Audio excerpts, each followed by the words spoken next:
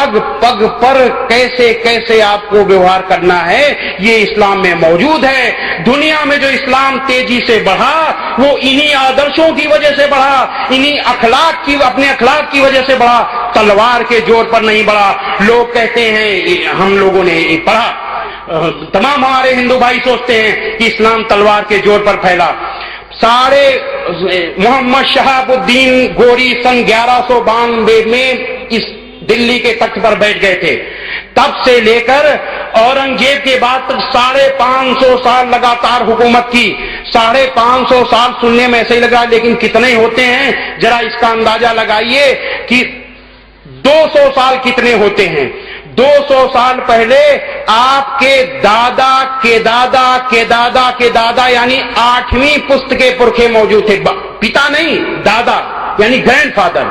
दादा के दादा के दादा के दादा 8वीं पुश्त के पुरखे मौजूद थे। इसमें से शायद ही कोई अपनी 8वीं पुश्त के पुरखे का नाम जानता हो। जिनकी औलाद हैं उनका नाम 200 साल में भूल गए, और 550 साल कितना होता आप समझ लीजिए। 550 साल लगातार इस देश में मुसलमानों की हुकूमत चलती रही।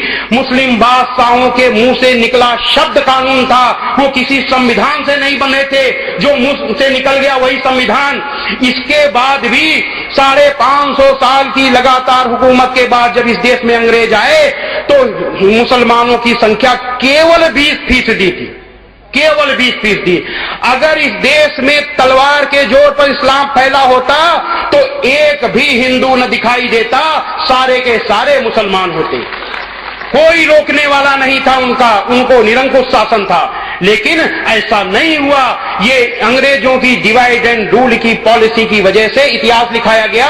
और सबसे बड़ी बात है कि अंग्रेज विदेशी थे, उन्होंने इतिहास लिखाया तो लिखाया। 1947 में जब देश आजाद हो गया, देश की बागडोर ऐसे व्यक्ति के हाथ में आई जो अपने को इतिहास का विद्वान बताते थे, जिन्होंने डिस्कवरी ऑफ इंडिया लिखा। उन्होंने इस इतिहास को क्यों चलाया, इस झूठे इतिहास को क्यों चलाया, और लगातार 30 साल वो एक हुकूमत करते रहे और लगातार वो इतिहास पढ़ाया जाता रहा।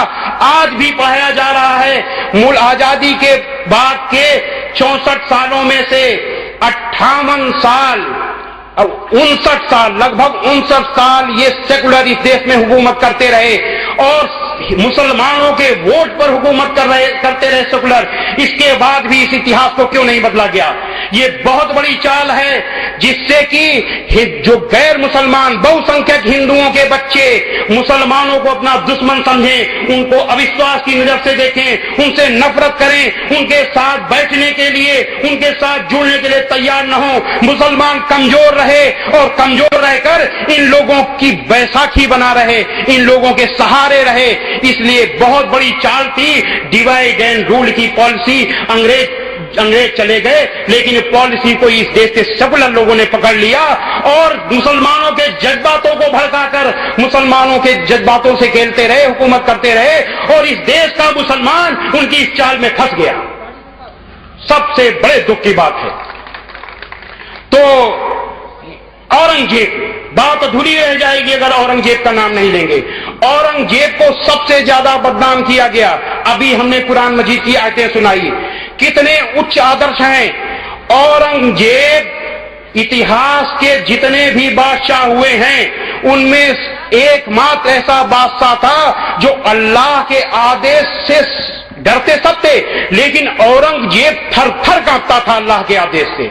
वो और जो अल्लाह के आदेश से डरेगा, जो आखिरत से डरेगा, वो कुरान मजीद के आदेशों के विपरीत जा ही नहीं सकता।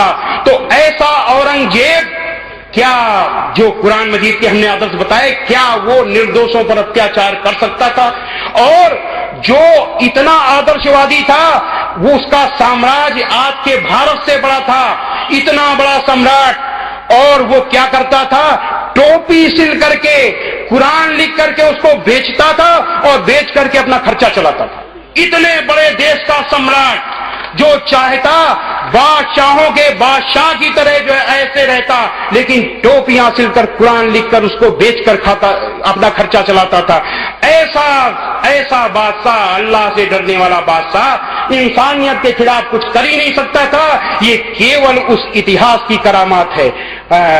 प्रोफेसर विश्वम्भरनाथ पांडे जो उड़ीसा के गवर्नर भी रहे हैं, उन्होंने एक किताब लिखी है इतिहास के साथ ही अन्याय। उसको आप देखिए कि औरंगजेब कितना भला बादशाह था।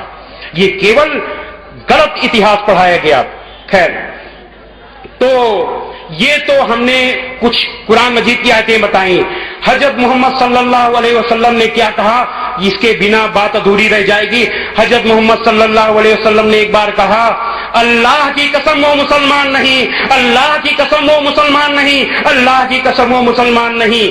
आपसे पूछा गया, ऐ अल्लाह के रसूल कौन? आपने कहा वो जिससे उसका पड़ोसी परेशान हो, जिससे मुसलमान परेशान ना हो, जिससे उसका पड़ोसी परेशान हो, वो चाहे जो हो, वो इंसान जिससे परेशान हो। ये हजरत मोहम्मद सल्लल्लाहु अलैहि वसल्लम, ये इस्लाम। और एक बार कुरान मजीद की एक आयत है, आयत सूरा नंबर 7 की आयत नंबर 199 में अल्लाह आदेश देता है कि ऐ मोहम्मद, क्षमा की नीति अपनाओ और भलाई का हुक्म देते रहो और अज्ञानियों से किनारा कस लो। हजरत मोहम्मद सल्लल्लाहु अलैहि वसल्लम अल्लाह के आदेशों पर अक्षरशः चलने वाले, आप क्षमा की मूर्ति थे। एक बार आपसे मिलने एक देहाती आया, वो गैर मुस्लिम था, मस्जिद में आया, उसको पेशाब लगी तो खड़े खड़े मस्जिद में पेशाब करने लगा। मुसलमान उसको मारने के लिए दौड़े। हजरत मोहम्मद सल्लल्लाहु अलैहि वसल्लम ने देखा और कहा, खबरदार, उसको मारना नहीं। मुसलमान इस दुनिया में लोगों को दुश्वारियां पैदा करने के लिए, परेशानियां पैदा करने के लिए नहीं आया। मुसलमान इस दुनिया में रहमत के लिए आया है। जाओ एक डोल पानी लाकर इसको बहा दो और इसको केवल समझा दो। लेकिन क्या मुसलमानों का अखलाक जैसा है? अगर कोई गैर मुस्लिम मस्जिद के नीचे अगर पेशाब कर दे और कुछ अगर जो है समझदार लोग बीच में न पड़े तो हो सकता दंगा हो जाए। वो सब्र नहीं है जो अल्लाह के रसूल सल्लल्लाहु अलैहि वसल्लम ने दिखाया। एक बार एक गैर मुस्लिम आपके पास आया और बड़ी बदतमीजी से बोला, कहने लगा, ऐ मोहम्मद, मेरे ये 2 ऊंट हैं और ये जो तुम्हारे पास माल है ये न तुम्हारा है न तुम्हारे बाप का, इसको हमारे ऊंटों पे लाद दो। अल्लाह के रसूल सल्लल्लाहु अलैहि वसल्लम को जरा भी गुस्सा नहीं आया। आपने हंस करके कहा कि ये माल मेरा नहीं है, ये अल्लाह का है। अच्छा ये बताओ कि तुमने जिस तरीके से बात की है, क्या तुमको जरा भी इससे डर नहीं लगा? उसने कहा नहीं, बिल्कुल नहीं। आपने कहा क्यों? उसने कहा कि मुझे विश्वास है कि तुम बुराई का बदला बुराई से नहीं देते। अल्लाह के रसूल सल्लल्लाहु अलैहि वसल्लम के बारे में गैर मुस्लिमों को भी इतना विश्वास था। अल्लाह के रसूल सल्लल्लाहु अलैहि वसल्लम हंसे और हंसकर आपने एक ऊंट पर जौ और एक ऊंट पर खजूर लदवा दिया। ये है इस्लाम। ऐसे इस्लाम को इस्लामिक आतंकवाद से जोड़ने वाले और भगवा आतंकवाद की बात करने वाले और इस्लाम को या किसी भी धर्म को आतंकवाद से जोड़ने वाले लोग, ये सारे के सारे स्वार्थी हैं और ये सब नेताओं का काम है। ये लोग चाहते हैं कि हिंदू आतंकवाद, मुस्लिम आतंकवाद, भगवा आतंकवाद की बात उछालें, हिंदू और मुसलमान में नफरत पैदा हो, ये लोग लड़ें, हम थोक वोट लें और खूब आराम से हुकूमत करें और इस देश को लूटें। आप समझ लीजिए कि आप लोगों ने अखबार में पढ़ा होगा, चूहा 10 दाना खाता है, 1000 दाना बिल में इकट्ठा करता है। इन लोगों ने 500 लाख करोड़ रुपया इस देश का विदेशों में जमा किया। 500 लाख करोड़ इतना होता है कि अगर एक व्यक्ति को 5 लाख रुपया दिया जाए तो 100 करोड़ लोगों में बंट जाएगा। यानी अगर वो पैसा बांटा जाए तो इस देश के 1 साल के बच्चे से लेके हर बूढ़े तक को सारे लोगों को 5-5 लाख रुपया मिल जाए। इतना पैसा जाकर के विदेशों में इकट्ठा कर रखा है लूट कर, और जब सुप्रीम कोर्ट पूछ रहा है कि लुटेरों का नाम बताओ, तो हमारी सरकार, केंद्रीय सरकार कहती है कि हमारी संधि है विदेशों से, अगर हम नाम बता देंगे संधि टूट जाएगी। ऐसी संधि किस बात की जो देश के लुटेरों को बचाए। अब क्यों? इसलिए कि पैसा जानते हैं कि पैसा उनका है जिनको नाम खोलना है। कैसे खोलेंगे? बहाने चाहिए कोई ना कोई। और सबसे बड़ी बात यह है कि जो हमारे विरोधी नेता हैं वो भी इस पर चुप्पी दबे मन से एक आध बार बोल देते हैं जनता को दिखाने के लिए। क्यों? वो सोचते हैं कि कभी हमने लूटा था, आज ये लूट रहे हैं और आगे चलकर कभी फिर हम लूटेंगे, तो हम दोनों लुटेरे भाई भाई हैं, हम क्यों इस पर बोले। जनता को बरगलाए रखो, हम मां में सारे के सारे नंगे हैं। एक कितने बड़े ताज्जुब की बात है, इस मुल्क में एक अभी खेल हुआ वो कॉमनवेल्थ गेम। आप ताज्जुब करिए कि एक फ्रिज 4,500 रुपए का, छोटा फ्रिज 4,500 रुपए का आता है। उस फ्रिज को इन लोगों ने 30 दिन के लिए 45,000 रुपए किराए पे लिया।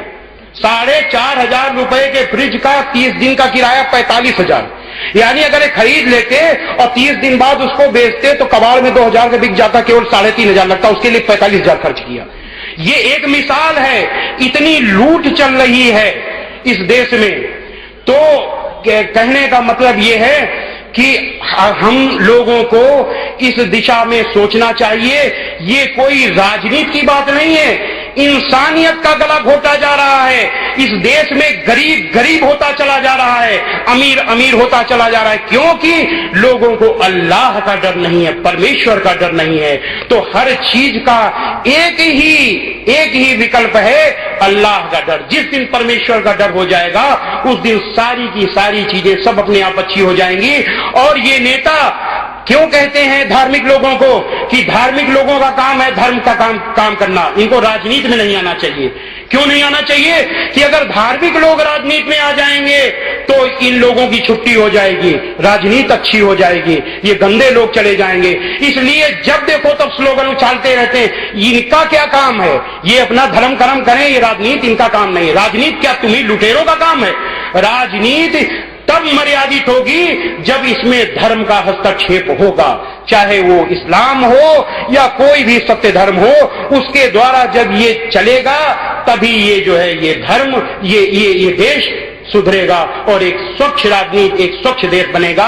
इन्हीं शब्दों के साथ हम परमेश्वर से प्रार्थना करते हैं कि ऐसे लोगों को सद्बुद्धि दे, हम सबको रास्ता दिखाए,